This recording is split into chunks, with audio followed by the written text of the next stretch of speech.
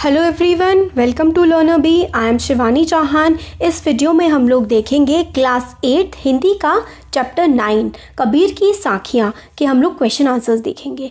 तो सबसे पहले हम इसमें देख लेते हैं शब्द अर्थ। तो ज्ञान का मतलब होता है जानकारी। जैसे कि आपको कोई इन्फॉर्मेशन है, कहते हैं ना कि अपना ज्ञान बढ़ाओ। ज्ञान बढ़ाओ का क्या मतलब है? आपकी जो नॉलेज है, आपके पास जो इन्फॉर्मेशन है उसको बढ़ाओ।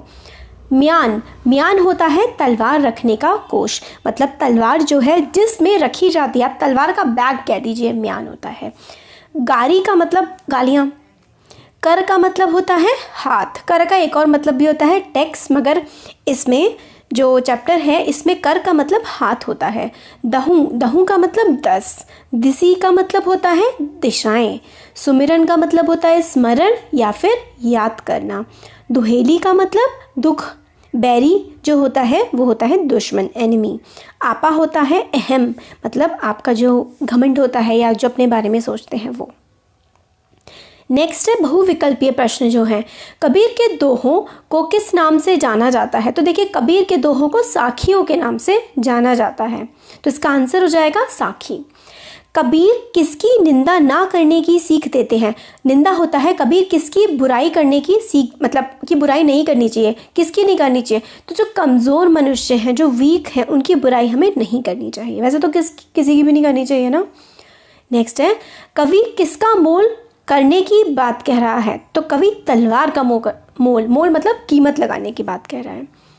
नेक्स्ट है कवि साधु से क्या पूछने की बात कर रहा है? साधु से ज्ञान पूछने की बात करते हैं। तो एक है इनका दोहा कि जाति ना पूछो साधु की, पूछ लीजिए ज्ञान। मतलब जाति ना पूछिए। जाति जो हमारे हिंदू धर्म में बंटवारा किया गया है अलग अलग जातियों का, तो कहते हैं कि भाई साधु का मतलब होता है जो ज्ञानवान पर्सन होता है, जिसको बहुत ही नॉलेज होती है। तो उससे आप मतलब उसकी जाति ना पूछो, आप उसका ज्ञान पूछो। फिर नेक्स्ट है अति लघु प्रश्न।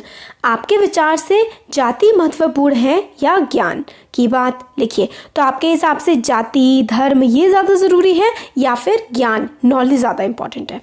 तो देखिए, इसका आंसर हो जाएगा हमारे विचार से ज्ञान की बातें अधिक महत्वपूर्ण व ज़रूरी हैं, क्योंकि मनुष्य का भला ज्ञानपूर्ण बातों से होता है, जाति संबंधी बातों से नहीं। तो भाई ऑब्वियस सी बात है कि ज्ञान की बातें, नॉलेज की बातें बहुत ही ज़्यादा ज़रूरी होती हैं, क्योंकि इंसान का जो भला है ना वो ज्ञान की बातों से ही हो सकता है, ना कि जाति से। आप पढ़ेंगे तो आपका भला होगा, कास्ट पूछते रहेंगे किसी से तो थोड़ी ना भला होने वाला है उससे। नेक्स्ट है अपशब्द का जवाब अपशब्द से क्यों नहीं देना चाहिए? अपशब्द का मतलब होता है बुरे शब्द। मतलब आप अगर किसी के लिए खराब भाषा का या बात का यूज़ कर रहे हैं तो वो अपशब्द होते हैं। तो अपशब्द का अगर कोई आपको कुछ गलत बोले तो आपको उसको रिप्लाई में गलत क्यों नहीं बोलना चाहिए, ये इसका आंसर बताना है। तो अपशब्द का जवाब अपशब्द से इसलिए नहीं देना चाहिए क्योंकि इससे अपशब्द एक से बढ़कर अनेक हो जाते हैं। इसलिए हमें अपशब्द सुनकर भी शांत रहना चाहिए। हमें अपनी सहनशीलता बनाए रखनी चाहिए। तो देखिए क्या होता है कि अगर आपकी किसी से लड़ाई हुई, उसने आपको उल्टा बोला, आपने भी उसे उल्टा बोला, फिर वो रिवर्स में दोबारा से आपको कुछ बोलेगा और लड़ाई बहुत ही ज़्यादा बढ़ जाती है। तो इससे अच्छा ये है कि अगर कोई आपको गलत बोले तो आप उसको इग्नोर करें और उसके गलत कामों पे आप ध्यान ही ना दें। एक तो क्या होगा कि आपका टाइम वेस्ट नहीं होगा और आप अच्छे कामों पे ध्यान देंगे और आपके मन में बुरी बातें भी नहीं आएंगी किसी के लिए। नेक्स्ट है आपा को डारी देना का क्या तात्पर्य है? आपा को डारी का क्या मतलब है? तो आपा को डारी देना का तात्पर्य है कि हमें अपना घमंड त्याग देना चाहिए, हमें जो अपनी बुरी आदतें हैं वो छोड़ देनी चाहिए। नेक्स्ट है लघु और दीर्घ प्रश्न। तो नेक्स्ट क्वेश्चन आता है हमारा इसमें, तलवार का महत्व होता है म्यान का नहीं।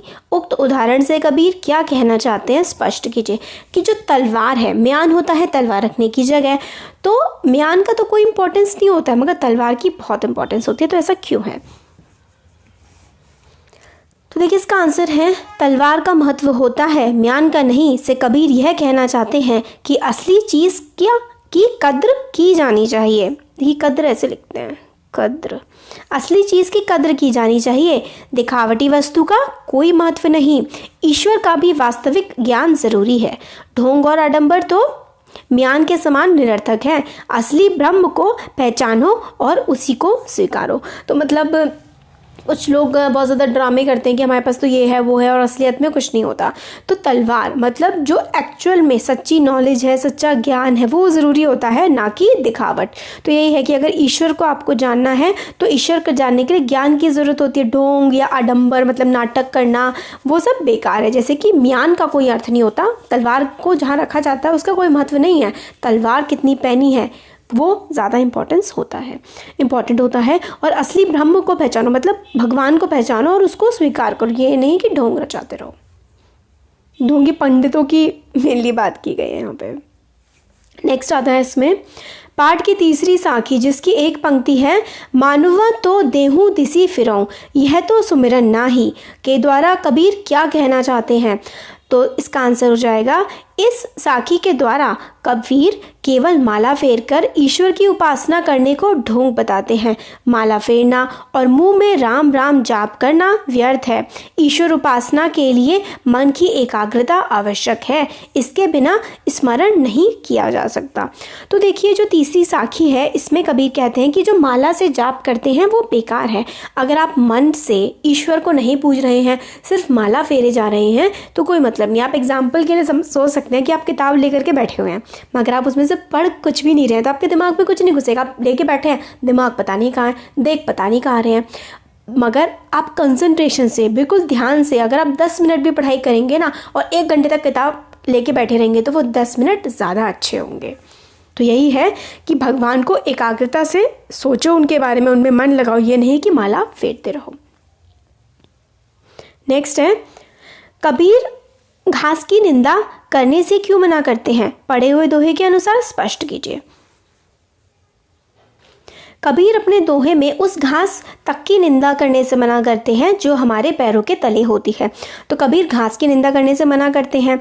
कबीर के दोहे में घास का विशेष अर्थ है। यहाँ घास दबे कुचले व्यक्तियों का प्रतीक है। इन लोगों को तुच्छ मानकर निंदा की जाती है, जबकि ऐसा करना सर्वथा अनुचित है। कबीर के दोहे का संदेश यही है कि किसी की निंदा मत करो, विशेषकर छोटे लोगों की।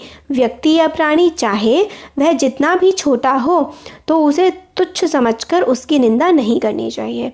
तो इसमें यही है कि जैसे कुछ लोग कहते हैं कि छोटा सा कीड़ा है क्या हो जाएगा। एक एग्जांपल दिया जाता है कि एक कंकड़, छोटा सा कंकड़ अगर आपके पैरों में आता है तो आप उसकी कहते हैं हाँ ये किस इंपॉर्टेंस का है, और वही छोटा सा कंकड़ अगर आपकी आँख में चला जाए तो वो आपकी आँख को ख़राब भी कर सकता है। तो किसी को छोटा समझकर या समझकर कि इसकी तो कोई वैल्यू नहीं है, उसका मजाक नहीं उड़ाना चाहिए, उसकी बुराई नहीं करनी चाहिए। हर किसी की अपनी एक अलग इम्पोर्टेंस और ज़रूरत होती है।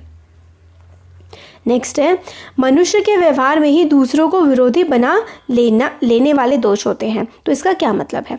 तो देखिए इसका आंसर हो जाएगा, मनुष्य के व्यवहार में ही दूसरों को विरोधी बना लेने वाले दोष हैं। यह भावार्थ निम्नलिखित दोहे से व्यक्त होता है। तो किस दोहे से हमें ये पता लगता है कि हमारे ही व्यवहार में हमारी ही आदतें ऐसी होती हैं कि हम किसी को अपना दुश्मन बना बैठते हैं।